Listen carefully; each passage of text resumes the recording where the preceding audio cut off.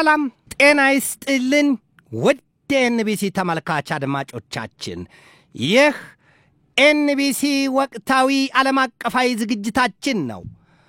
በዛሬው ዝግጅታችን የአሜሪካው ፕሬዚደንት ዶናልድ ትራምፕ በደቡብ አፍሪካ በሚካሄደው የቡድን ሀያ አባል ሀገራት ጉባኤ ላይ ለመሳተፍ ቅድመ ሁኔታ ማስቀመጣቸውን ከዚሁ የአፍሪካ አህጉር ሳንወጣ በአሜሪካ ጦር ኃይል የአፍሪኮም ልዩ ኃይል በሶማሊያ የፑንትላንድ ግዛት የአልሸባብ ይዞታ ያለውን መደብደቡን ከዚያም ወደ ምስራቅ አውሮፓ ባልካን ቀጠና ስንዘልቅ ሩሲያ ከአውሮፓ ኃያላን የቀረበላትን የ30 ቀናት የተኩስ አቁም ጥሪ ዝግ አድርጋ በዩክሬን ላይ የእሳት አበላዋን መድፋቷንና በመካከለኛው ምስራቅ ቀጠና ደግሞ አሜሪካ የኢራን የኒውክሌር ድርድር ጉዳይ የማይሳካ ከሆነ ስትል በበርካታ ግንባሮችና አቅጣጫዎች እሳቷን እያቀጣጠለችና እያጋጋመች መሆኑን እንመለከታለን። እስከ ዝግጅቱ ፍጻሜ ድረስም አብራችሁኝ ትዘልቁ ዘንድ የአክብሮት ግብዣዬ የአየር ሞገዱን ሁሉ አሳብሮ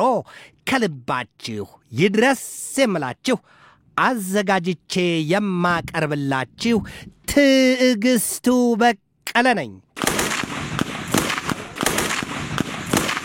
እየቀለቡት የሚከሳ የሆነው የአፍሪካ አህጉር የሚርመሰመሱበት ታጣቂ ኃይሎች ጉዳይ ከአሜሪካ የበረታ ክንድ የእሳት አበላ ሲወርድበት ይሰማል። በአፍሪካ የአሜሪካ የጦር እዝ ከሀገሪቱ ወይም ከሶማሊያ የፌደራል መንግስት ጋር በመቀናጀት በአልሸባብ ኃይሎች ጠንካራ ምሽግ ፑንትላንድ ግዛት ጥቃት መፈጸሙ ተሰምቷል። የአልሸባብ ኃይሎች የተጠናከረ ምከታ ባይገጥማቸው ኖሮ በምስራቅ አፍሪካ የትኛውንም ሀገር ከማጥቃትና ከመበጥበጥ አይታቀቡም። ነገር ግን ደግሞ በየትኛውም ቀዳዳ ለመሽለክ የማይፈነቅሉት ድንጋይ የማንከባልሉት ናዳ የለም። ሀገራት ጠንካራ የመከላከያ ኃይል ግንባታ ላይ ካልሰሩ በስተቀር በዚህ ዘመን የታጣቂ ኃይሎች ጥቃት ብቻም ሳይሆን ስልታቸው መዘመኑና መራቀቁን መገንዘብ ቀድሞ ብልህነት ነው። ያልጠረጠረ ተመነጠረን ያስታውሷል።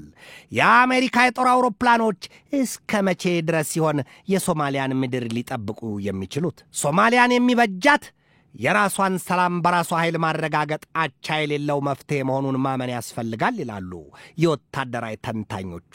በጥባጭ ካለ ማንጥሩ ይጠጣልን ካሰቡት ደግሞ የአልሸባብ ኃይሎች ከሶማሊያ ወደ የትኛውም አጎራባች ሀገራት ለመዘርጋት የሚሳናቸው ነገር የለም ይላሉ። የአፍሪካን አህጉር ሳንለቅ በደቡብ አፍሪካ ነጮችን እየለየ የሚደረገውን ጥቃት ጨርሶ ካልቆመ በስተቀር ሲሉ በቀጣይ የሚደረገውን የቡድን ሀያ አባል ሀገራት ጉባኤ እንደማይሳተፉ የአሜሪካው ፕሬዚደንት ዶናልድ ትራምፕ አስታውቀዋል።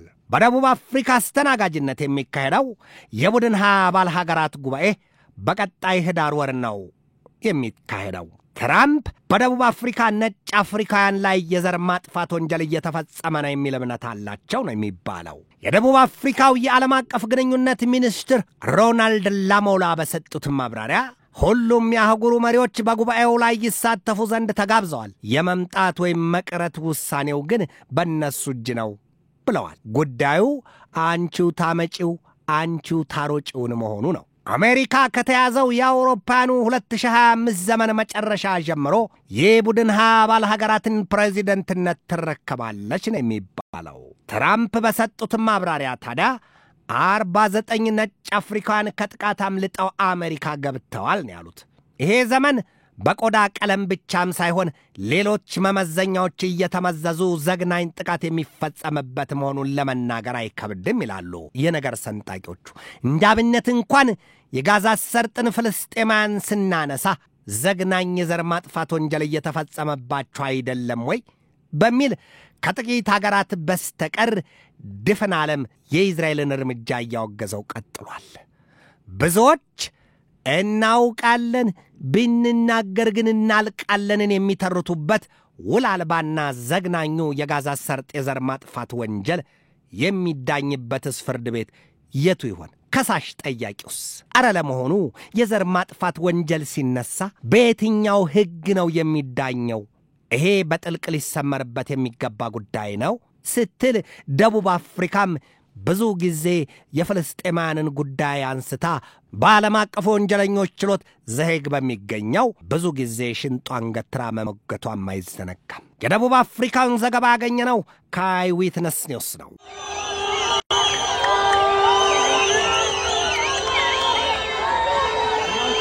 በጋዛ ሰርጥ ያለው የፍልስጤማኑ ሰቆቃ መሯል፣ ከሯል፣ ከከፋ ወደ ባሰው ማዘቅት ወርዷል ይባላል። ኦክስፋም ዛሬ ባወጣው መግለጫው የእንግሊዝ መንግስት ስለ ፍልስጤማንና የጋዛ ሰርጥ ሰላም ወዲያም ፍልስጤም እንደ ሀገር መመስረቷን ለመቀበል እቅድ እንዳለው ባንድ ወቅት ለዚያውም በቅርቡ በውጭ ጉዳይ ሚኒስትሩ ዴቪድ ላሚ አንደበት መግለጹ አይዘነጋም።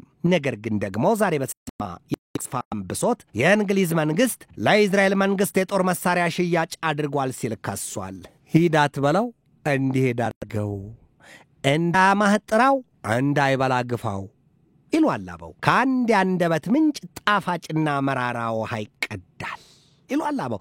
የጋዛ ሰርጥ ጉዳይ ሲነሳ እጅግ አስከፊ የረሃብ ስጋት መጋረጡ ምን የተሰማው ዩሮሜድ ሂውማን ራይትስ ግሩፕ ባወጣው የዛሬ መግለጫው የእስራኤል ወራሪ ኃይሎች አውቀው ረሃብን በጦር መሳሪያነት በፍልስጤማኑ ላይ እየተገበሩት ነው ሲል ገልጧል። የሆድ ነገር ሆድ ይቆርጣል ይሏል አበው። ጦርነት ማለት እኮ ይሄ ነው። በጦር መሳሪያ ተዋግቶ የትኛውም ወገን በአሸናፊነት የማይወጣበት ወዲህም ትርፉ ከተባለ የሕፃናት የህመምተኞች የአቅመ ደካሞችና የነፍሰ ጡሮች አስከፊ ለቀናት የዘለቀ የውሃ ጥምና ረሃብ፣ ስደትና መፈናቀል፣ ቶሎም ነፍስ ከሥጋ የማትለይበት ዘግናኛ በሳ ጦርነት እንኪያስ ሊገቡበት ቀርቶ ሊያስቡ ሊያልሙት ፊልሙን ስንኳ ሊያውጥ ማስፈልግ ኢትዮጵያውያን አበው በሩቅ ያየን የሰማነውን በቅርባት ታሳያት ታሰማን ይሉት ብሂል አላቸው። የማያውቅ ሕፃን እሳትን ካልጨበጥሁ ብሎ ያለቅሳልን ያስታውሷል። አሁን በጋዛ ሰርጥ እስራኤል ይዘዋለች የሚባለው የዘር ማጥፋት ወንጀል እስከ የት ቀጥሎ የት ላይ ሊቆም ይችላል አለ የሚለው ጥያቄ ዓለም የራሷ አሮባት የሰው ታማስ ስላለችን እያስተረተባት ቀጥሏል። በዚያው የመካከለኛው ምስራቅ ቀጠና ምድር የጋዛ ሰርጥ ፍልስጤማውያን የሐማስና የእስራኤልን ጦርነት ተከትሎ ያልተነካካ የቀጠናውን ሀገር መዞ ለማውጣት ይቸግራል ነው የሚባለው። እንዳብነትም በሶሪያ ከእስራኤል ብርቱ ጥቃት የተነሳ የሀገሪቱ ፕሬዚደንት ባሽር አልአሳድ ደም እንዳበረረው እንሳበረው ሀገራቸውን ለቀው ወደ ሞስኮ ተሰደዋል። ዮርዳኖስ ክፉኛ በሰዋን መቁጠሯ ይታወቃል። ሶሪያ ዛሬም ቢሆን ድብደባው አላበቃላትም ነው የሚባለው። በዛ የተነሳ በሶሪያ የባሽር አልአሳድን መንግስት ተክተው ስልጣን የተቆጣጠረው የአህመድ አልሻራ መንግስት ከኢራን ወዳጁ ጋር መግባባትና መስማማት ተስኖት መፋጠጡም ይነገራል። ከዚህም ይወጣል ጉዳዩ በሊባኖስ ምድር የእስራኤል ጥቃት ዛሬም አላቆመም። ከሊባኖስም ወደ እስራኤል የሚደረገው ጥቃት አላቆመም። ስለዚህ የንጹሃን እልቂትና የንጹሃን ሰቆቃ በርትቶ ቀጥሏል የሚል መረጃ እየተነገረበት ነው። ጦርነት ይሄ ነው። ከአንድ ጥይት ፍንዳታ እርሳስ በኋላ የሚከተለው መዘዝ እልቂትና ጥፋት ነው። የሰው ልጅ ሰልጥኖ በዚህ ዘመን እንዴት ወደ ጥፋትና እልቂት የሚመራውን መንገድ መርጦ ይጓዛል? እውን የሰው ልጅ በዚህ ስሌቱና በዚህ አቋሙ ትክክለኛ ስያሜው ተሰጥቶታል ማለት ይቻል ይሆን ወይ? ሰው የሚለው ስያሜ ከሌሎቹ እንስሳት የሚለየው ማሰብ በመቻሉ ነው የሚል ትምህርት ተምረናል። ታዲያ የሰው ልጅ በማሰቡ የሚለይ ከሆነ የመጥፊያውን ሰፊ መንገድ ስለምን መረጠው? ስለምን የጦር መሳሪያ ሰርቶ መሰሉ ለማጥፋት ቀንሌት ያለማል ይሸምቃል? ጥያቄ ብቻ ነው። በዚህ ወቅት ኢራንና እስራኤልን የመሰለ ነገሩን አካሮ ዛሬም ለግዙፍ ጦርነትና እርሶም ለመጠፋፋት ያለመ የለም ነው የሚባለው። በዚያ በመካከለኛው ምስራቅ ቀጠና ምድር እስራኤል በዓለም ላይ ካሉ 9 የኒውክሌር ጦር መሳሪያ ታጣቂ ሀገራት መካከል አንደኛዋ ስትሆን ኢራን ግን ያንን አጥፊ የጦር መሳሪያ ትታጠቅ ዘንድ ያልተፈቀደላት ይመስል ከአሜሪካና እስራኤል በጣም የበረታ ጫና ከአውሮፓ ኃያላንም ቢሆን በተመሳሳይ ግፊቱ ተጭኗታል። ከአሜሪካ ጋር 4ኛ ዙር ድርድር ያደረገችዋና ለ5ኛ ዙር ድርድር እየተዘጋጀች ያለችዋ ኢራን ድርድሩን ባማረ ጥለት ካልቋጨችው በስተቀር የተደገኑት የአሜሪካና የእስራኤል የጦር መሳሪያ ላንቃዎች፣ የተጠመዱት የፈንጂ ወጥመዶችና የስለላ መረቦች ሁሉም የጦርነት ሰደድ እሳት ሊያነዱባትና ሊለኩሱባት መዘጋጀታቸው ተነግሯል። ታዲያ ኢራን ይሄ ሁሉ ጉድ ከአሜሪካና ከእስራኤል ሲዘጋጅላት ኢራንስ ብትሆን ዝም ብላ እንደ በዓል በግ ታስራ ተኝታ የምትጠብቅ ይሆን ወይ? የለም። በተደጋጋሚ መሪዎቿ መንፈሳዊ መሪዋ አያቶላ አሊ ካሜኔይ ከነካችሁን ጥቂት ጭረት ትንኮሳ የሚቃጣብን ከሆነ ነገሩ እዚያ ጋር ያበቃል፣ ቋጠሮ ሁሉ እዚያ ጋር ይፈታል ብለዋል መሪዎቿ። የኢራኑ ፕሬዚደንት ማስዑድ ፔዜሽኪያንም ተመሳሳይ ዛቻና ማስጠንቀቂያ ሰጥተዋል። የኢራኑ የውጭ ጉዳይ ሚኒስትር ሰይድ አባስ አራግቺ እስከ ዛሬዋ ጠዋት ድረስ ይህንኑ ዛቻቸውን አሰምተዋል። አንዲት ትንኮሳ ቢሰነዘርብን በቀጥታ የእሳት አበላችን በሚወርድበት ላይ ይወርዳል፣ ለያውም በአሜሪካና በእስራኤል ላይ ሲሉ እያስጠነቀቁ ነው። አሜሪካ ከኢራን ጋር የምታደርገው ድርድር ካልሰላ ወይም ካልተሳካ ስትል የቢ52 የጦር አውሮፕላኖቿን በህንድ ውቅያኖስ ዲየጎ ጋርሻ ደሴት በዚያ አስፍራለች። አሜሪካ የተመሰቃቀለ አቋም አላት ነው የሚባለው። ወዲህ ከኢራን ጋር ያስኩትና የጀመርኩት ኒውክሌር ጦር መሳሪያ ፕሮግራም ድርድር ጉዳይ ሰልቶልኛል፣ ጥሩ መንገድ ላይ ነው ያለው ስትል ትገልጣለች። ወዲያም ደግሞ ከየመን ሀውቲዎችም ጋር መስማማቷንና በቀይ ባህር በሚጓዙ መርከቦቿ ላይ ምንም አይነት ጥቃት እንዳይፈጸም ልባት ላይ ደርሻለሁ ስትል ትገልጣለች። ነገር ግን ዞር ትልና አሜሪካ ኢራን የዩራኒየም ማበልጸግ ስራዋን ካላቆመች የቀይ መስመሬ ነው ትላለች። ሊበሉ ያሰቧትን ርኩም ዶሮ ናት ይሏታል ይላሉ አበው። ታዲያ ምን ሰበብ አስፈለገ? ይህን ያህል ጥሩ እርምጃ እየሄድን ያለ ነው ካሉ በድርድሩ ጥሩ መንገድ ተጉዘናል፣ ጥሩ አፈጻጸም ላይ የደረስን ተስፋ ሰጪ ነገር እያየን ነው ብለዋል። ታዲያ ደግሞ ስቲቭ ዊትኮፍ ወጡና የለም ዩራኒየም የማበልጸግ ጉዳይ ካልቆመ በስተቀር ቀይ መስመራችን ነው ሲሉ አስጠንቅቀዋል። የኢራኑ የውጭ ጉዳይ ሚኒስትር ሰይድ አባስ አራግቺ በበኩላቸው ይሄም ማለት ድርድር የሚቀርብ ጉዳይ አይደለም እኮ ዩራኒየም እናበለጽጋለን፣ የሚከለክለን ማንም አይኖርም፣ ቀድሞ ነገር በዚህ ጉዳይ የመጣ ድርድሩ ጥንቅር ይባል፣ ባፍንጫችን ይውጣ፣ ከዚያ ውስጥ እንወጣለን ሲሉ አስጠንቅቀዋል። ዶሮ ጭራጭራ መታረጃዋን ታወጣለች፣ አለያም ደግሞ ገዳይ ሲያረፍድ ሟች ይንቀዠቀዣል ይሉትን ተረት ብዙዎች ያነሱታል። አሜሪካ ዛሬ በኢራን ላይ ሌላና አዲስ ማዕቀብ መጣሏም ተሰምቷል። በኢራን ሁለት ግለሰቦችና አንድ ከኢራን የኒውክሌር ጦር መሳሪያ ፕሮግራም ግንኙነት አለ በተባለ ኩባንያ ላይ ማዕቀብ ጥላለች። እየሳሙ መንከስ ይላሉ።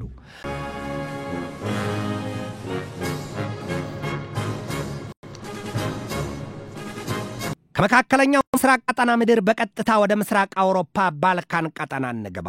No ceasefire, just war. Russia ignores 30-day truce. Call launches 166 attacks in one day. ይላል። ሰሞኑን የአውሮፓ መንግስታት በተለይም የጀርመኑ መራሄ መንግስት ፍሬድሪክ ሜርዝ፣ የፈረንሳዩ ፕሬዚደንት ኢማኑኤል ማክሮን፣ የእንግሊዙ ጠቅላይ ሚኒስትር ኬር ስታርመር እንዲሁም የፖላንዱ ፕሬዚደንት ዶናልድ ታስክ ከዩክሬኑ ፕሬዚደንት ቮሎዲሚር ዘለንስኪ ማሸው መግለጫ አውጥተዋል። ፑቲን ሆይ እዚህ ቀጥሎ የምናቀርብልህን ሐሳብ ገዝቶ ወይም በዚህ ሐሳብ ተገዝተህ ከትናንትና ሰኞ ደምሮ 30 ቀናት የሚዘልቅ ተኩስ አቁም ስምምነት ላይ ካልደረሰ ወይም እቅዱን ካልተቀበልህ የአውሮፓ ህብረትም 17ኛ ዙር ማዕቀቡን ያከናንብሃል። እኛም ብንሆን ለዩክሬን የጦር መሳሪያና ወታደራዊ ድጋፋችንን አጠናክረን እንቀጥላለን፣ ይሄንን ወቅ ብለዋቸው ነበር። ፑቲን ግን ትናንትና ማምሻውን እናንተ ያቀረባችሁት የተኩስ አቁም ለዚያውም የ30 ቀን የተኩስ አቁም ጥሪ ጥንቅር ይበል፣ ከእናንተ ጋር በዚህ ቋንቋ እንግባባም፣ የምንግባባበት ቋንቋ ሌላ ነው፣ ያንን ቋንቋ እንገልጥላችኋለን ብለዋል። አረ እንዲያውም የሩሲያ ባለስልጣናት ፕሬዚደንታቸው ቭላዲሚሮቪች ፑቲን ጨርሶ ወደዚያ ወደ ኢስታንቡሉ የድርድር ሂደት ልውሽ እንዳይሉ ተቃውሞ እንዳላቸው ነው የተገለጠው ዛሬ። ታዲያ ሩሲያ ሙሉ ሌሊቱን ዩክሬንን አሰናዋ ስታስጨርስ አድራለች የተባለው በስኳል በጦር አውሮፕላኖች ገምሳ አገልግላታለች። በሩሲያና ዩክሬን መካከል በፕሬዚደንቶቹ ደረጃ በኢስታንቡል ድርድር ይደረጋል ተብሎ ቢታሰብም በሩሲያ በኩል ግን የምንም ፍንጩ አልታየም ነው የሚባለው። ፑቲንና ዘለንስኪ ፊት ለፊት ተገናኝተው ይወያያሉ ቢባልም በሩሲያ በኩል ግን ቅድሚያ የቀረበላት የተኩስ አቁም ጥሪ ጉዳይ ከትናንት ጀምሮ ለ30 ቀናት ይዘልቃል የተባለው ውድቅ ሆኗል። አንዱ መመዘኛ መጀመሪያ ላይ ያለው ተገንጥሎ ወድቋል። ስለዚህ እውን ፑቲንና ዘለንስኪ ፊት ለፊት ተገናኝተው እየተያዩ ይነጋገሩ ይወያዩ ወይስ ጉዳዩ ቀኑን መጠበቅ ነው? ለጊዜ የቀረ ጉዳይ ነው። ዘለንስኪ ግን በኢስታንቡል ከሌላ ከማንም ጋር ሳይሆን ከፑቲን ከራሳቸው ጋር ብቻ ነው የሚገናኘው ሲሉ ምለው ተገዝተዋል። በኢስታንቡሉ ድርድር ሩሲያና ዩክሬን መግባባት ካልቻሉ አሜሪካ ከሁሉም ነገር የእጇንና የእግሯን ትቢያ አራግፋ ትወጣለች ሲሉ ትራምፕ ዛሬም ዝተዋል፣ ዛሬም አስጠንቅቀዋል። ነገር ግን ትራምፕ በዚያ በኢስታንቡል ድርድር ተስፋ ሰጪ ነገር አለ። በቀጥታ በሳውዲ አረቢያ በኳታርና በተባበሩት አረብ ኤምሬት የሚያደርጉትን ጉብኝት ጎን ለጎን ትተው ወደዚያ ወደ ኢስታንቡል በራለው ሲሉ ተናግረዋል። ሰው መጣ ነገር መጣ። ትራምፕ እውን በዚያስ ቢጓዙና በድርድሩ ሂደት ቢሳተፉ የአውሮፓኑን መንግስታት ልብ ያደርሱላቸው ይሆን ወይ? የአውሮፓ መንግስታት የክራይሚያ ወደብ ቀርታ የኬርሶን፣ የዛፖሪዚያ፣ የሉሃንስክና ዶኔትስክ ግዛቶች ቀርተው በሩሲያ እጅ ሆነው ድርድር ይሉት ነገር ምን አለ የሚል አቋም ነው ያላቸው። ወዲህም ዩክሬን በሰሜን አትላንቲክ ጦር ቃል ኪዳን ድርጅት ኔቶ አባልነት መታቀፍ አለባት፣ በተመሳሳይም በአውሮፓ ህብረትም አባልነት መታቀፍ አለባት የሚል አቋም አላቸው። ትራምፕ ደግሞ ገና መጀመሪያውኑ የክራይሚያን ወደብ በሩሲያ እጅ እንደተያዘች ትቅር ብለው መርቀው ሰጥተዋል። እንዴት ይግባቡ ይሆን ታዲያ? የሰማይና የምድር ያህል ርቀት አላቸው ነው የሚባለው። ሩሲያን ዛሬም ከሰዋታል። ሩሲያ እንደ አውሮፓኑ አቆጣጠር በ2014 ይሄ ዘመን ሩሲያ የክራይሚያን ወደብ ጠቅልላ ያዘች መሆኑን ልብ ይሏል። በዩክሬን ሰማይ ላይ ሲበር የነበረውንና የበረራ ቁጥሩ MH17 የነበረውን የማሌዥያ አውሮፕላን መታ የጣለችው ሩሲያ ናት ነው የሚለው የክሱ ሰነድ። ሩሲያ የተራቀቁ የጦር መሳሪያዎቿን ተጠቅማ የማሌዥያውን የመንገደኞች አውሮፕላን መታ ማጋየቷንና አውሮፕላኑን በጊዜው 298 መንገደኞችን አሳፍሮ ከአምስተርዳም ወደ ኳላላምፑር በማምራት ላይ እንደነበረ ነው የተገለጠው። ሩሲያ ግን በምስራቃዊ የዩክሬን ግዛት የአየር ክልሏ ያንን አውሮፕላን ከምድር ወደ አየር በሚወነጨፍ ሚሳይል ማጋየቷን ሲያጣራ ቆይቶ ነው ዛሬ እውነታውን ይፋ ያደረገው። ይህንን ይፋ ያደረገው ደግሞ ፍላይት ግሎባል ፕሪሚየም ነው። ይህንን ሁሉ የወንጀልና የክስ ሰነድ የተከመረባት ሩሲያ ወዲህም ከምዕራባውያኑ ተደጋግሞ በተጣለባት የማዕቀብ ናዳ በቃኝ፣ መረረኝ፣ አልቻልኩም የምትል ከሆነ ደግሞ ምን ሊከሰት ይችላል አለ የሚለው ጥያቄ ገና ራስን የሚያዞር ብርቱ ጉዳይ ነው። አጥብቆ ጠያቂ የእናቱን ሞት ይረዳ። ታችን ሐሙስ ሆነም አልሆነም ለታቀደው የፑቲንና የዘለንስኪ ፊት ለፊት ውይይት ጉዳይ ገንቢ ፍንጭ ካለ የአሜሪካው ፕሬዚደንት ሁሉንም እርግፍ አድርገው ኢስታንቡል ለመዘጋጀታቸውን አስታውቀዋል። ትራምፕ ሊያሸማግሉ ሊያገላግሉ ወይስ ነገር ሊያማርሩ ሲሉ የተቿቸው ደግሞ ህልቆ መሳፍርት የላቸው። ነገር ሰንጣቂዎቹ ላፍታ ሰከንድ አርፉ። እስኪ በስተመጨረሻ ስለምናየው የአሜሪካና የሩሲያ የጅምላ ጨራሽ የጦር መሳሪያዎችን እንመልከት። ከኒውክሌር ጦር መሳሪያ ውጭ እዚያ ሳይደረስ ገና ከወዲህ ማለት ነው። መጀመሪያ ላይ የሩሲያውን የሳርማት ወይም የሰይጣን 2 ሚሳይል እንመልከት። ሚሳይሉ ተሞክሮ ከጥቅም ላይ እንዲውል የተፈቀደለት በአውሮፓውያኑ 2023 መስከረም ሲሆን በዓለም ላይ ረጅም ርቀት የሚምዘገዘግና የመጨረሻውም ኃይለኛም እንደሆነ ይታመንበታል። የሳርማት ሚሳይል ከድምፅ ፍጥነት በ22 እጥፍ እያለ ከ22,000 ኪሎ ሜትር በላይ አሳብሮ ኢላማውን ሲያገኘው ትንን ብንን አድርጎ ማቅለጡም ይሁን ማጋየቱ ሳይለይ የሚያወድም መርዘኛና መዘዘኛ መሳሪያ ነው። ይሄ እንግዲህ ከሩሲያ የጦር መሳሪያዎች አስከፊ ጥፋት አንጻር ሲቃኙ ነው። ነገር ግን የኒውክሌር ጦር መሳሪያው ጋር አልደረስንም ገና። እዚህ ደግሞ 11 ስማቸው ያልተገለጡ ሩሲያ ለክፉ ቀን ስትል ሰርታ ያከማቸቻቸው የጦር መሳሪያዎች እንዳሏት ፍንጭ አግኝተናል።